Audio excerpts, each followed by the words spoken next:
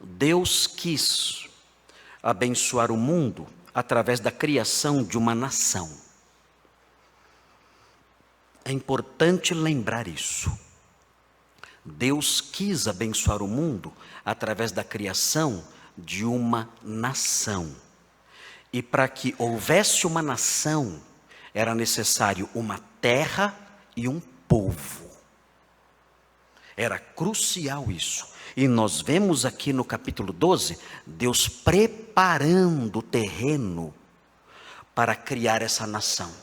Separando já a terra, prometendo uma descendência que seria um povo. Isso é muito importante compreender, porque a partir daí nós passamos a assimilar o papel central de Israel na história humana. Nós somos pró-Sião. Se alguém perguntar, você apoia a causa palestina ou a causa de Israel? Não penso duas vezes. Eu sou pró-Sião. Eu sou um cristão sionista. Eu creio que Israel é o povo de Deus e aquela terra pertence a Israel, não pertence aos palestinos, pertence a Israel. E nós cristãos bíblicos somos assim. Nós somos sionistas, por assim dizer.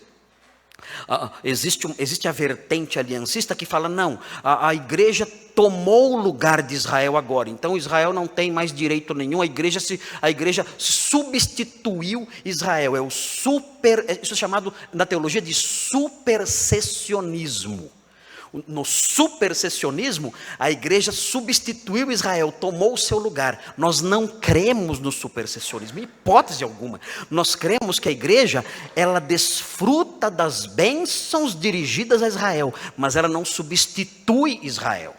Nós somos como os gatinhos que bebem o leite que é do bezerrinho, mas não tiramos o lugar do bezerrinho. E nem viramos bezerrinho.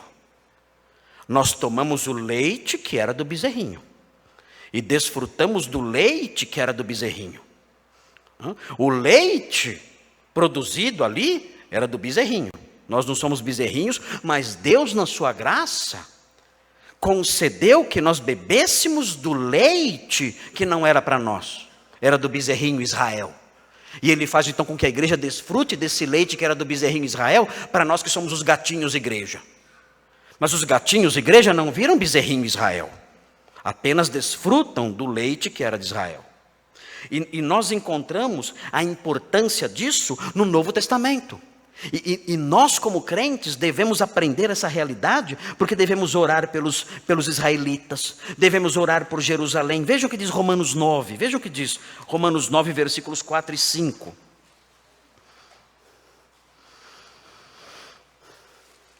O texto de Gênesis 12 realça isso, a importância desse povo que Deus criou para abençoar e salvar a humanidade. E no Novo Testamento, isso é reconhecido. Veja o que diz Romanos 9, 4 e 5. Veja o que diz aqui. São israelitas, Paulo diz. Ele fala sobre o sofrimento dele pelos judeus. A igreja no passado perseguiu muitos judeus. Eu falei para os irmãos no sermão passado sobre a postura de Ambrósio de Milão, diante de uma sinagoga que foi queimada na Síria. E o modo como a partir de então a igreja tem perseguido os cristãos ao longo da história. A igreja apoiou o regime nazista. Nós não podemos, em hipótese alguma, ter uma visão assim. Veja o que diz o texto, Romanos 9, 4. São israelitas, diz Paulo. Pertence-lhes a adoção. Eles são povo adotado por Deus. E também a glória, as alianças são deles. Nós somos coparticipantes, nós participamos das alianças, mas as alianças são deles, diz Paulo.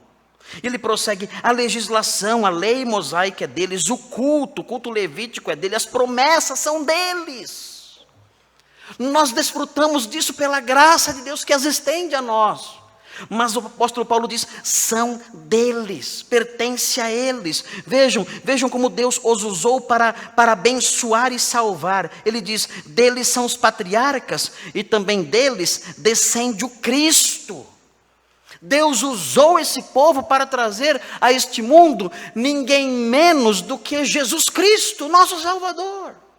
Nós temos que louvar a Deus por esse povo, orar por esse povo, amar esse povo, trabalhar pelo bem desse povo, falar do evangelho para esse povo. O apóstolo Paulo, quando ia pelas cidades da Turquia e da Grécia, ele visitava em primeiro lugar as sinagogas, para evangelizar os judeus, isso porque ele era o apóstolo dos gentios. Veja no capítulo 11 de Romanos, vire uma página da Bíblia, Romanos 11, versículos 11 e 12, veja o que diz. Pergunto, pois, Romanos 11, 11, pergunto, pois, porventura tropeçaram para que caíssem? Resposta: de modo nenhum. É a negativa mais enfática da Bíblia, os irmãos já aprenderam, megenoito. É a negação mais enfática do grego koiné. E diz: mas pela sua transgressão, a transgressão dos judeus, veio a salvação aos gentios, para pô-los em ciúmes. Vejam, a queda deles foi uma bênção para nós. É inacreditável isso. A queda dos judeus, a rejeição que eles fizeram de Jesus, foi uma bênção para nós. E aí vejam como continua. Olha o versículo 12, a lógica de Paulo. Ora, se a transgressão deles redundou em riqueza para o mundo, e o seu abatimento em riqueza para os gentios, quanto mais a sua plenitude. Está dizendo, se o fato deles terem rejeitado o Messias serviu de bênção para nós, imagine o que teria acontecido se eles tivessem crido. Qual seria o benefício para nós? Se nós não tivéssemos um apóstolo Paulo, tivéssemos 1 milhão de apóstolos Paulos, como seria esse mundo? Digam para mim. Ninguém mais precisava votar no Alckmin. Ninguém mais precisava votar no Boulos por um mundo melhor. Ninguém ia precisar mais votar neles. Imaginem 1 milhão de apóstolos Paulos. Paulo está dizendo aqui, olha, se a queda deles foi bom para nós, imaginem a sua plenitude. Vejam o versículo 15, o mesmo capítulo, versículo 15 diz assim: porque se o fato de terem sido eles rejeitados, porque eles rejeitaram o Messias, trouxe reconciliação ao mundo, que será o seu restabelecimento, senão vida dentre os mortos? Por isso Paulo pregava para eles, porque ele sabia que a conversão dos judeus abençoaria todo mundo. Vire as páginas da Bíblia, chegue no capítulo 15. Nós não ligamos para essas coisas, temos que lembrar dessas coisas. Temos que orar para que o nosso país apoie a causa de Israel. Temos que orar para que o nosso presidente apoie a causa de Israel. Temos que orar pelos judeus. Temos que orar pelos israelitas, evangelizá-los, ajudá-los.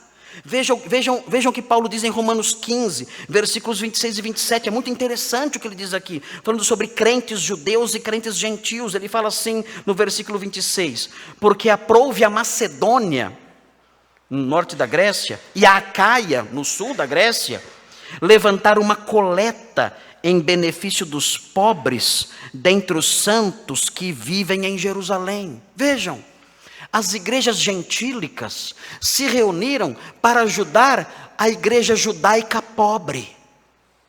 Os judeus de Jerusalém eram pobres, e as igrejas gentílicas se uniram para ajudar os crentes pobres judeus. Tinha crentes pobres gentios.